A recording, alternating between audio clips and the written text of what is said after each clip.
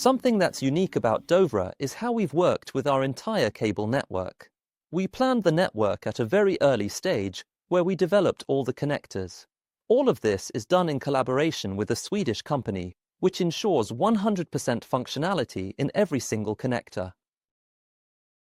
The advantage of this is also that if there were ever any problems in the future, it's easy to troubleshoot. We've got drawings of everything at every level, so we can see exactly what might have gone wrong in any given scenario. From the back of the vehicle to here, under the passenger seat, we run a 230-volt cable from our Victron Multiplus inverter charger. Thanks to that, we can install a charger here, a triple charger, also from Victron. This charger can charge 3 batteries at the same time, and we've chosen to use 2 outputs, charging the auxiliary battery and the starter battery. So in this way, when you're connected to shore power, we're charging the main batteries, the auxiliary battery, and also the starter battery, all at the same time.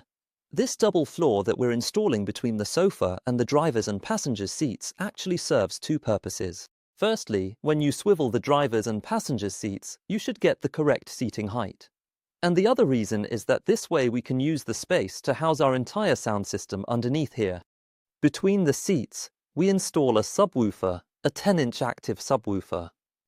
And right underneath here is our 4-channel amplifier, and closest to the sofa is our sound processor, where we connect the Bluetooth audio and the car's original sound system. Above all, the fuses are also located here in a compartment, in case you should happen to have any issues in the future.